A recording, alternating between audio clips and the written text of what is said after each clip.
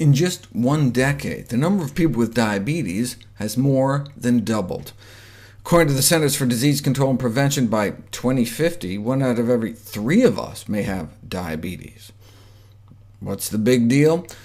Well, the consequences of diabetes are legion. The #1 cause of adult-onset blindness, the #1 cause of kidney failure, the #1 cause of surgical amputations. What can we do to prevent it? Well, the onset of type 2 diabetes is gradual, with most individuals progressing through a state of prediabetes, a condition now striking approximately 1 in 3 Americans. But only about 1 in 10 even knows it.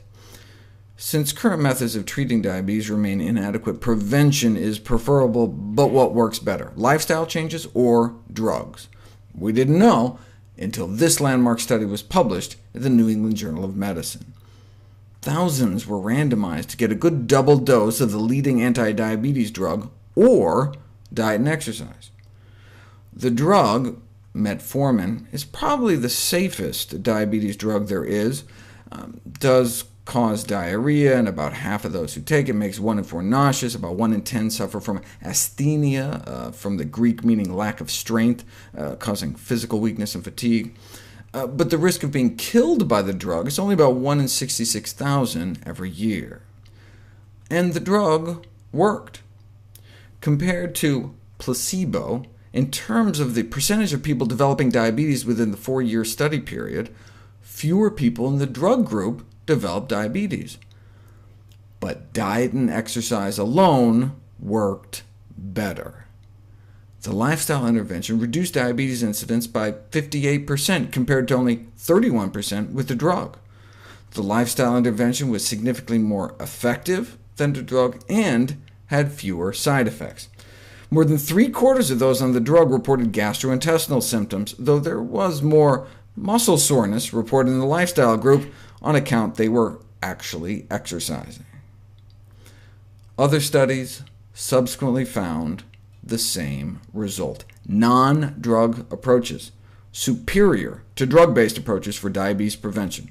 And the 50% or so drop in risk was not for people that actually improved their diet and lifestyle, but just those instructed to improve their diet and lifestyle, whether or not they actually did it. Check this out. This is one of the most famous diabetes prevention studies. 500 people with prediabetes randomized into a lifestyle intervention or control group. And during the trial, the risk of diabetes was reduced by that same 50 to 60%. But only a fraction of the patients met the modest goals. Even in the lifestyle intervention group, only about a quarter were able to eat enough fiber, meaning whole plant foods, and cut down on enough saturated fat, which in this country is mostly dairy, dessert, chicken, and pork. But they did better than the control group, and fewer of them developed diabetes because of it. But what if you looked just at the folks that actually made the lifestyle changes, met at least 4 out of 5 of those wimpy goals? They had 0 diabetes.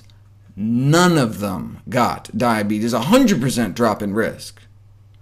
Bottom line, type 2 diabetes can be prevented by changes in lifestyle, even in high-risk prediabetic subjects. The fact, then, that type 2 diabetes, a largely preventable disorder, has reached such epidemic proportion is a public health humiliation.